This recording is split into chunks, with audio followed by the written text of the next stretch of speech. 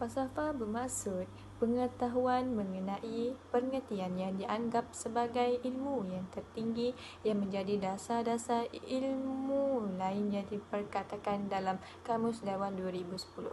Menurut Mahmud Hamdi pula, jika sesuatu falsafah itu datangnya daripada Allah, prinsip dan matlamatnya adalah sama.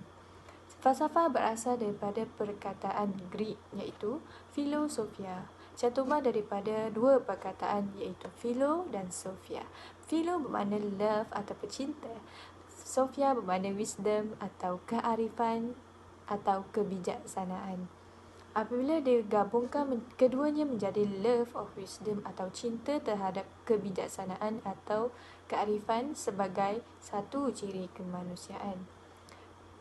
Pertama, falsafah boleh difahami sebagai pemikiran yang dasar, asas atau fundamental mengenai sesuatu perkara atau isu. Kedua, falsafah juga adalah pemikiran yang mendalam mengenai sesuatu perkara dan ia juga bersifat menyeluruh dan tidak terhad kepada sesuatu subjek, topik atau daerah pemikiran. Falsafah berperanan membuktikan kita bahawa berfikir secara mendalam mengenai perkara yang asas dan persoalan pokok mengenai sesuatu isu supaya kita dapat satu pemikiran yang jelas tentang apakah persoalan pokok terdapat dalam sesuatu bidang itu. Ketiganya, melalui pandangan falsafah moden barat dan bukan barat menjelaskan. Falsafah adalah kegiatan untuk menjelaskan konsep-konsep dan pemikiran asas mengenai sesuatu itu supaya kita dapat menjelaskan dalam pemikiran kita tentang apakah makna signifikan sesuatu konsep yang digunakan itu, sama ada konsep itu mempunyai makna atau sebaliknya. Nama saya Muhammad Firdaus bin Azmi, nombor kad metrik J20A0507. Okey, saya hendak menghuraikan definisi atau konsep pendatang asing. Pendatang asing tanpa izin atau parti merupakan golongan yang masuk atau tinggal di sebuah negara secara haram. Secara haram bermaksud tidak mengikut undang-undang migrasi, contohnya memasuki negara seperti Malaysia tujuan tanpa permit, bukan dengan melalui pintu masuk utama atau lorong tikus dan diatur oleh sindiket pemerdagangan manusia. Ada di antara mereka juga memasuki Malaysia secara bersendirian untuk melakukan tujuan yang meragukan tanpa diatur oleh mana-mana pihak. Misalnya mereka akan berkumpul, melepak dan bergerak dalam jumlah yang agak besar di kawasan tumpuan seperti Kuala Lumpur.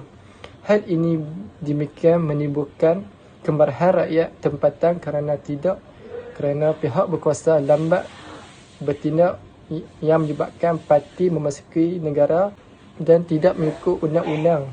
Selain itu, mereka juga tidak mengamalkan tahap kebersihan yang tinggi.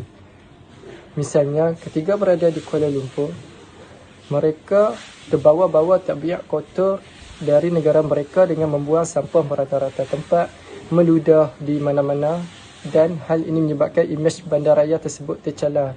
Selain itu, menyakiti mata pelancong dan meletihkan pekerjaan pembersihan. Saya Jermain Learning mentangkan punca dan kesan parti. Punca yang tenang ialah sebagai tenaga buruh. Parti datang kerana upah yang begitu besar. Hal ini demikian kerana kadar tukaran mata wang negara Malaysia yang lebih tinggi berbanding dari negara-negara jiran menyebabkan buruh asing datang dan kerja dalam sektor pekerjaan 3D iaitu danger, difficult dan dirty. Punca yang kedua adalah kedudukan sepadan Malaysia. Kebanyakan buruh asing yang bekerja di Malaysia adalah dari negara terdekat iaitu Indonesia, Bangladesh dan Thailand. Punca yang ketiga ialah undang-undang negara yang tidak ketat. Kesan parti ialah berlakunya jenayah. Hal ini demikian kerana kebanyakan pendatang asing melarikan diri ke Malaysia sebagai tempat perlindungan setelah melakukan jenayah. Apabila golongan ini berada di Malaysia, mereka terus melakukan perkara yang sama. Contohnya yang kerap kita dengar ialah kes rompakan, pembunuhan, penyandaran dadah, rogol yang sering berlaku. Kesan yang kedua adalah penyebaran pelbagai penyakit berbahaya. Hal ini kerana pendatang asing tanpa izin memasuki negara ini tidak menjalani pemeriksaan kesihatan. Keadaan ini menyebabkan penyakit tersebut yang terdapat pada diri mereka sukar dikesan. Seterusnya, saya akan tentang cara penyelesaian kemasukan parti dengan konsep rukun negara.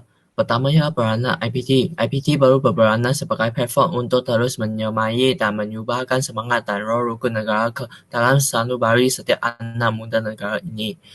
Bagi merealisasikan peranan dan tanggungjawab ini bersempena dengan sambutan ulang tahun ke-50 Rukun Negara, semua IPT wajib melaksanakan berbagai program dan aktiviti yang menjurus ke arah penghayatan terhadap semua prinsip Rukun Negara.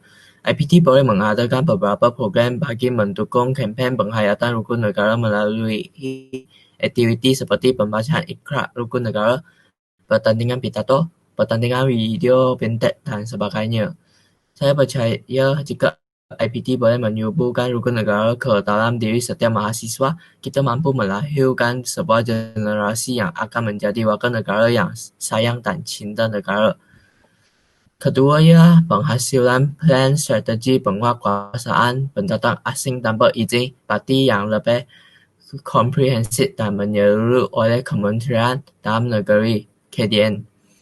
Pihak kerajaan haruslah bekerja sama dengan pihak lain seperti pihak penguasa tempatan PBT, Majlis Pengurusan Komuniti Kampung MPKK dan sebagainya.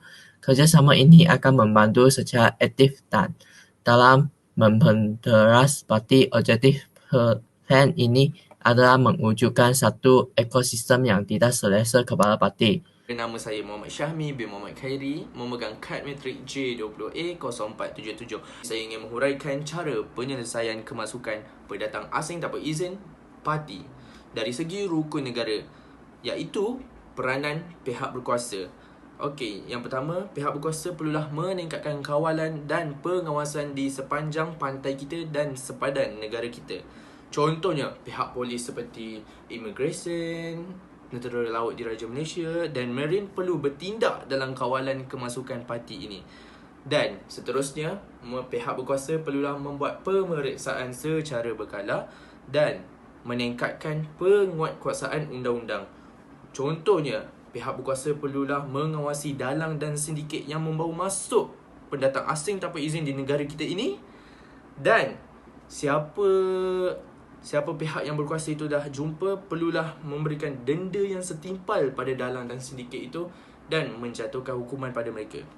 Baiklah, yang seterusnya saya ingin menguraikan konsep sejahtera, iaitu kesepaduan sosial dan perpaduan nasional.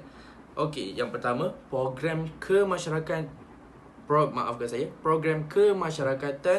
dapat mengkukuhkan lagi kesukarelawan dalam kalangan kita. Contohnya, pelbagai inisiatif di Malaysia ini telah dilakukan seperti dapat mengukuhkan kesukarelawan dalam kalangan belia. Seperti contoh PLKN, Program Latihan Khidmat Negara.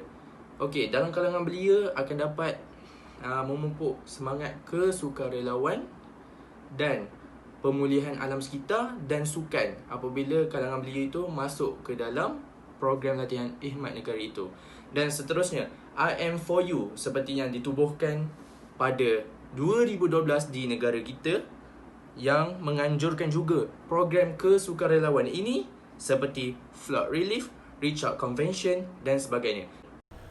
Perpaduan rakyat Malaysia juga termasuk dalam konsep sejahtera. Ia merupakan satu keistimewaan dan daya tarikan kepada pelabur asing. Kerajaan menitik beratkan soal perpaduan kerana dengan bersatu hati kita dapat membina negara yang aman dan sejahtera.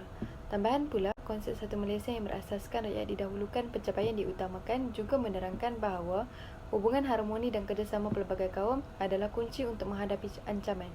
Ketidakharmonian hubungan kaum mengakibatkan negara dalam keadaan tidak stabil yang akan mendorong kepada pergaduhan. Hal ini membimbangkan pelabur mengenai modal dikeluarkan serta tahap keselamatan perniagaan mereka.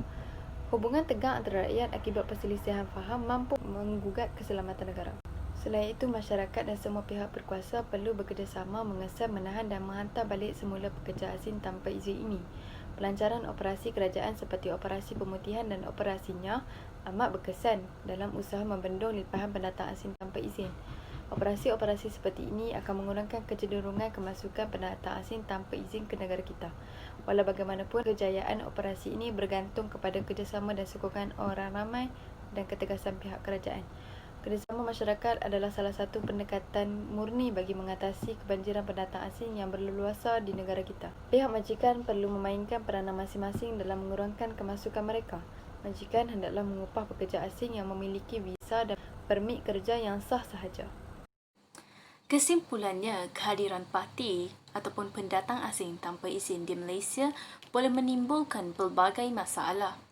Antaranya, boleh mengurangkan peluang pekerjaan yang sepatutnya diperoleh oleh warga tempatan, dan yang kedua, boleh memberi ancaman jenayah kepada penduduk setempat. Seterusnya, pelbagai langkah penyelesaian harus diambil oleh pihak yang berwajib. Antaranya dalam konteks rukun negara, Kementerian Dalam Negeri boleh menghasilkan pelan strategik penguatkuasaan parti yang lebih komprehensif dan menyeluruh untuk membanteras kehadiran parti yang semakin membanjiri Malaysia. Selain itu, pihak berkuasa haruslah menguatkuasakan undang-undang dengan menyekat laluan perairan yang selalu digunakan untuk menyeludup parti masuk ke dalam negara kita, terutamanya Jalan Tikus. Dan yang terakhir, dalam konsep sejahtera, kerjasama antara masyarakat dan pihak berkuasa amatlah digalakkan agar kita semua boleh bergabung tenaga untuk sama-sama membanteras kehadiran parti ataupun pendatang asing tanpa izin di Malaysia untuk mewujudkan komuniti yang lebih sejahtera.